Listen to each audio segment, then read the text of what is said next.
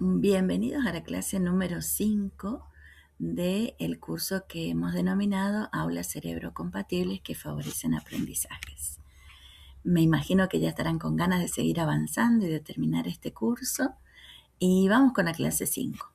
En esta clase vamos a profundizar sobre el papel de las emociones y su importancia para el aprendizaje. Vamos a hablar también de inteligencia emocional, como ese marco que necesitamos para lograr un bienestar docente bonito. Y por supuesto las herramientas que brinda la programación neurolingüística para generar mejores climas escolares. Ahí recorremos la agenda que vamos a tener en esta clase de hoy, ¿no? Vamos a terminar con esas técnicas de programación neurolingüística que estamos convencidos que van a sumar muchísimo a sus aulas cerebro compatibles, ¿no? Bueno, comenzamos. ¿Dónde están las emociones en nuestro cerebro? ¿Están ahí las emociones? ¿Qué dicen ustedes? Bueno, sí, señores, están las emociones en nuestro cerebro, no en el corazón, como decíamos antes, ¿no? Todo pasa por el corazón. Sí, pasan por el corazón. En el corazón también, pero también tienen un lugar muy importante en nuestro cerebro. Para explicar un poquito esto, nos vamos a esta imagen que habla de este cerebro triuno, ¿no? Este cerebro triuno, que es 3 en 1, explica un poquito cuál sería el lugar de las emociones, ¿no? En las últimas investigaciones de neurociencia, ¿no? El neurocientífico Paul MacLean, en su teoría de este cerebro triple, propone que el cerebro humano es en realidad 3 en 1, lo que significa que él fue evolucionando de abajo hacia arriba, conservando estructuras de cerebro reptiliano, que es la primera parte, ¿no? Un cerebro emocional o mamífero y un cerebro racional. De allí la concepción de este cerebro triuno. Esto no quiere decir que no se utilizan, digamos, o que quedaron sin uso este cerebro reptiliano, este cerebro límbico y solamente usamos el cerebro racional. No, esto significa que los tres son uno, ¿no? Y que convivimos con los tres, ¿no? Si explicamos un poquito más de esto, en esa estructura más primitiva que tenemos y que se encarga de regular nuestras acciones y funciones básicas como el latir del corazón, respirar, caminar, moverse, es la parte más instintiva que tenemos. Eso responde al cerebro reptiliano, ¿no? Es lo que nos hace vivir solo en el presente, actuamos. Si nos vamos al otro cerebro, ¿no? Al cerebro límbico, también se lo conoce con el nombre de cerebro emocional, ¿sí? Ahí están nuestras emociones. Esto lo compartimos también anatómicamente o físicamente con el resto de los mamíferos. Por eso también se le llama cerebro mamífero, ¿no?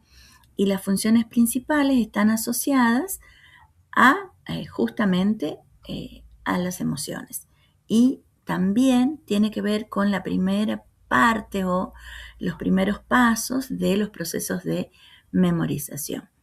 Y por último, el tercer cerebro en desarrollarse en la evolución humana es el cerebro racional, responsable de pensar y reflexionar. Es el que nos hace ser humanos, ¿no?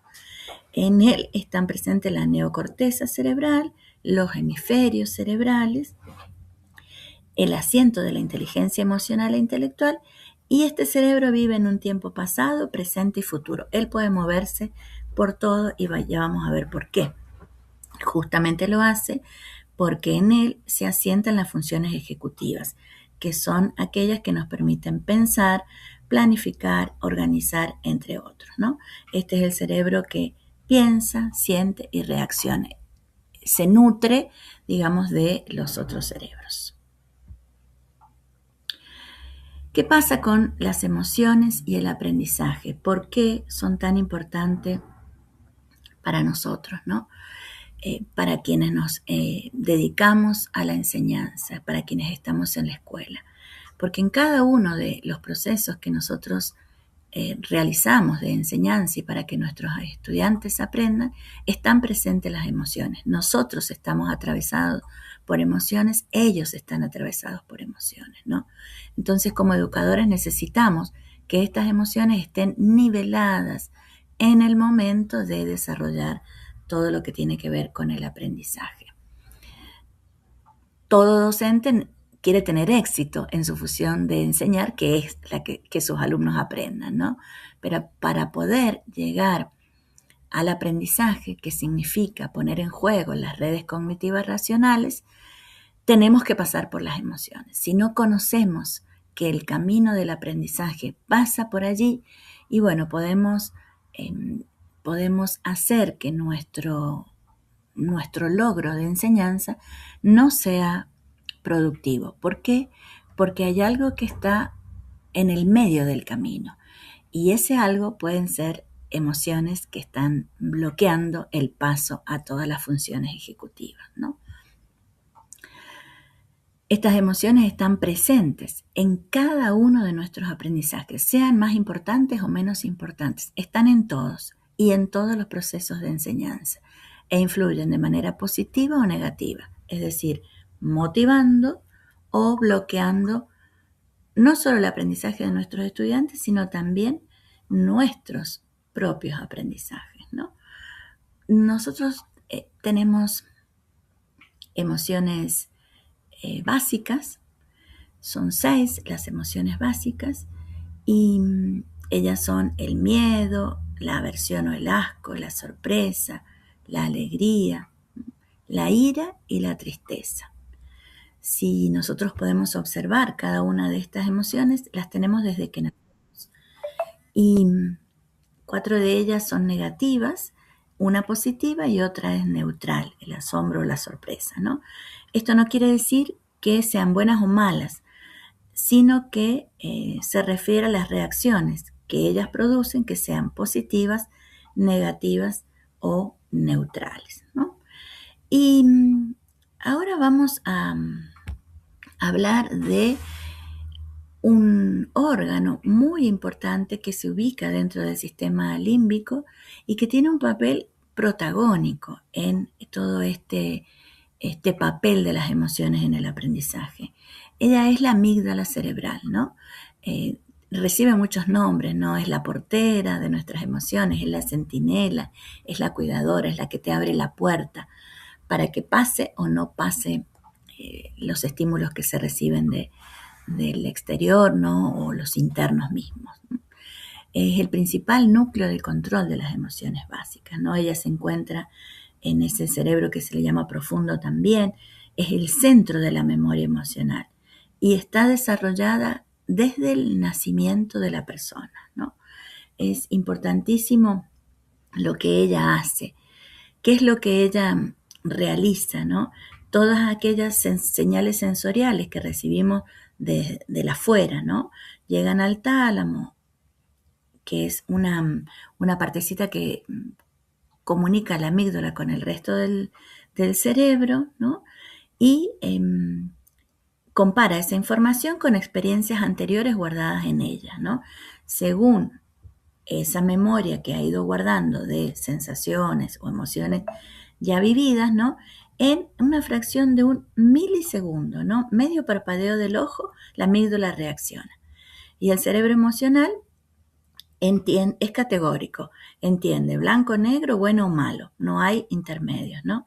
Entonces esa reacción amigdalina ante la información que recibe desde el tálamo será inmediata y tiene 2 respuestas, fuga o lucha. Fuga si siente peligro y se pone a la defensiva y lucha si percibe que hay una situación amenazante, ¿no? Entonces ella reacciona de esa manera. Por ejemplo, estás saliendo de trabajar, te diriges a tomar el colectivo o buscar tu auto y es la noche, ¿no? Está oscureciendo. Mientras caminas sientes que alguien te sigue. Esa sensación te pone de alerta y como la asocias con un indicador de miedo o peligro, apresuras tus pasos y comienzas a huir. La amígdala nos ayudó en este caso a encontrar esa respuesta adecuada. Siento miedo, algo puede pasar, me apuro. También la amígdala la amígdala, produce una situación que los neurocientíficos llaman secuestro amigdalino. Ese secuestro amigdalino es una situación que se produce cuando nos dejamos llevar por el miedo o la angustia de un modo que no es adaptativo, o sea, me supera. Este miedo es mayor de lo que yo puedo entender. Me toma la desesperación y me bloqueo, me paralizo.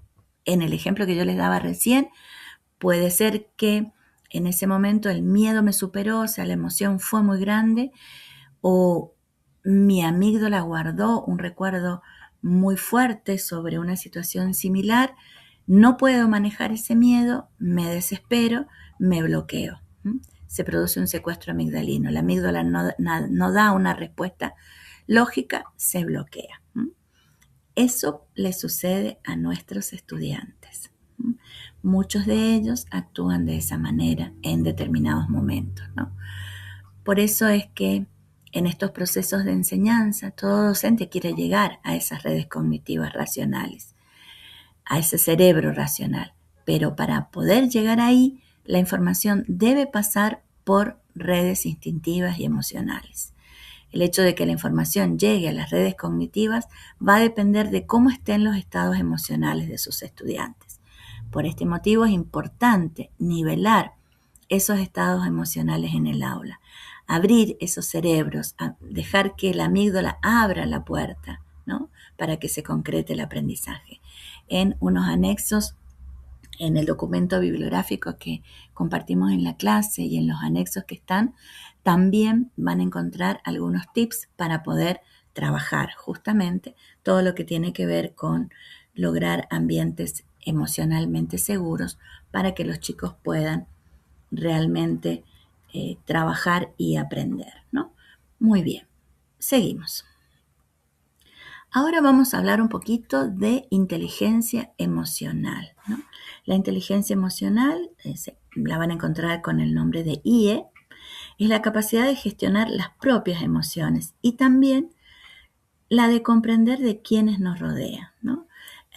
Hay muchos autores que hablan de inteligencia emocional. Uno de sus principales referentes es Daniel Goleman. Todo lo que puedan leer de él es muy confiable y es muy certero y muy preciso, ¿no? Hablan de la inteligencia emocional con 5 elementos claves, ¿no? Que tienen que ver con la motivación o la automotivación, dicen también, la autoconciencia, el autocontrol, la empatía y las habilidades sociales.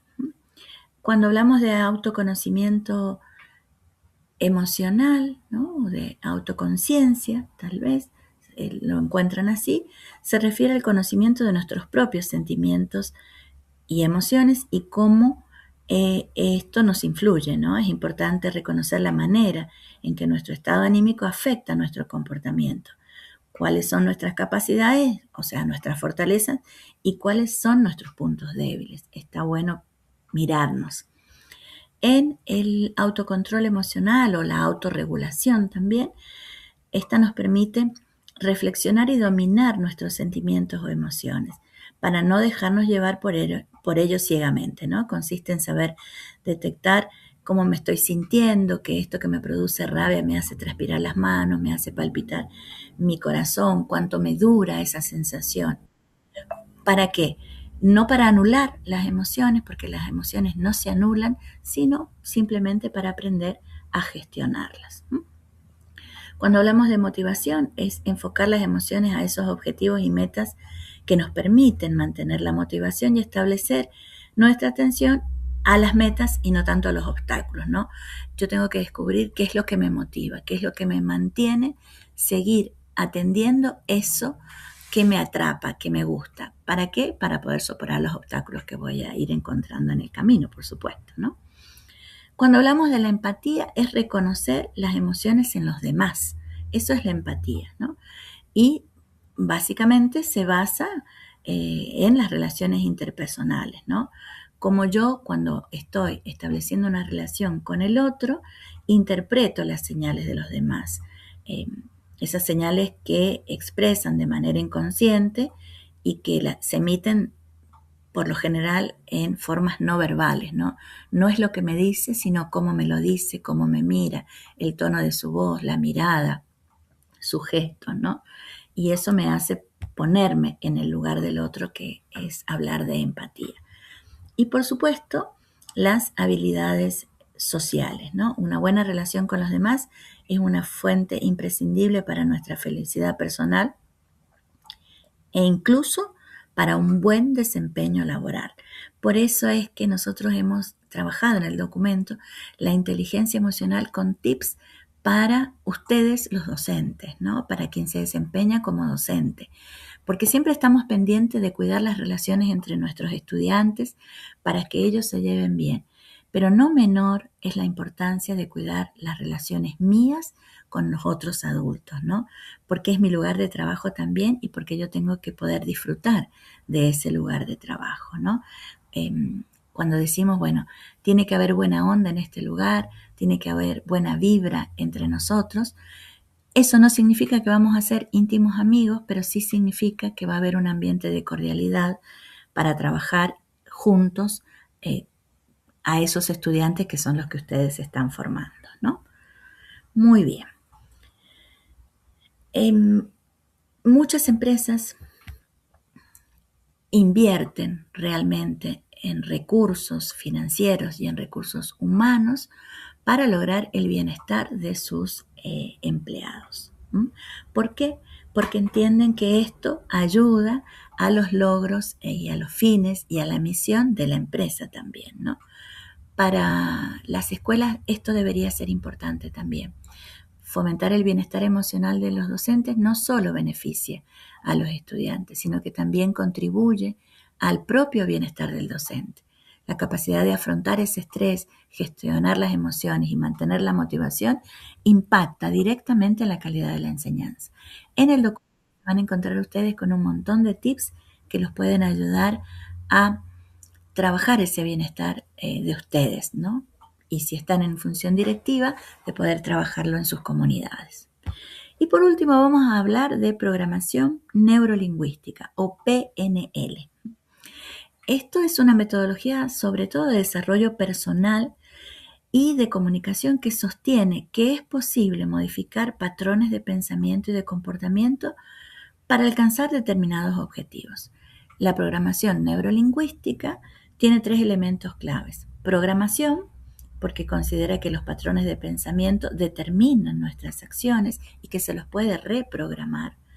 Neuro, porque considera que los procesos neurológicos afectan cómo percibimos la realidad, ¿no? Y lingüística, porque aquí habla de cómo el lenguaje tiene un gran impacto en nuestra forma de comunicar y entender el mundo. Existe mucha información sobre técnicas de PNL, pero las más importantes tienen que ver con estas 5 que nosotros les hemos compartido acá. La primera se llama anclaje emocional y esto es una técnica que se asocia a una emoción, a una emoción positiva con un estímulo específico, como un gesto o una palabra. Por ejemplo, hay una situación difícil, entonces yo le digo a mi alumno, a mi estudiante, o me lo digo yo. Recuerda un momento en el que te sentiste extremadamente feliz. Mientras revives esa emoción, realiza un gesto único. Aprieta tu puño, tócate el corazón, tómate las manos fuertes, ¿no? Y repite ese proceso varias veces para anclar la emoción al gesto. De esa forma puedes activar esa emoción positiva simplemente repitiendo el gesto. O sea, yo recuerdo que cuando estuve pero muy feliz por una situación determinada que viví, me toqué el corazón. Entonces, lo hago varias veces. Cuando estoy en otra situación que no es tan feliz, me pongo la mano al corazón y vuelvo a percibir esa emoción. Asocio gesto con emoción. Eso es anclaje emocional. Remarcar pensamientos negativos, por ejemplo. Esto es cambiar la perspectiva sobre una situación. Por ejemplo, si piensas, siempre fallo en esto, puedes reenfocar el pensamiento y decir, estoy aprendiendo y cada intento me acerca más al éxito, ¿no? Negativo a positivo. Visualización creativa. Esta técnica consiste en imaginar con detalle el logro de un objetivo. Cierro los ojos, me visualizo que estoy alcanzando esa meta para obtener tal resultado, ¿no? Imagino cómo me siento, voy saboreando esa sensación, pongo detalles a esa situación, me río, me siento feliz. Esa práctica refuerza la confianza y motiva para actuar. Otra de las técnicas muy usadas en neuroeducación es el rapport. Esta técnica consiste en establecer conexión con la otra persona. Lo hacemos a diario, ¿no? Y consiste sobre todo en que esa conexión sea desde el lenguaje corporal, desde el tono de voz, desde el ritmo con que yo le hablo, ¿no? Todo lo que me permite generar empatía y confianza. Lo miro a los ojos, le sonrío. Y la última técnica que vamos a compartir con ustedes se llama modelado. Y el modelado consiste en observar y replicar creencias, estrategias mentales, fisiología de una persona que ha alcanzado el éxito en un área específica para obtener resultados, ¿no? Miro a esta persona que realmente a mí me gustaría ser como ella. ¿Qué hace? ¿Cómo se viste? ¿Cómo habla? ¿Cómo se maneja? Los gestos que usa. Y bueno, voy modelando para alcanzar los mismos objetivos de ella. Y terminando, para tener en cuenta, ¿no? Todo lo que hemos trabajado acá tiene que ver con la emocionalidad que nos atraviesa, pero también con todas las creencias que tenemos en nuestras estructuras cerebrales. Creencias que podemos modificar primero nosotros y después ayudar a modificar a nuestros pensamientos. Somos lo que pensamos. Con nuestro pensamiento hacemos nuestro mundo. Les damos las gracias, la profe Gaby y Vivi, y nos vemos en la clase 6.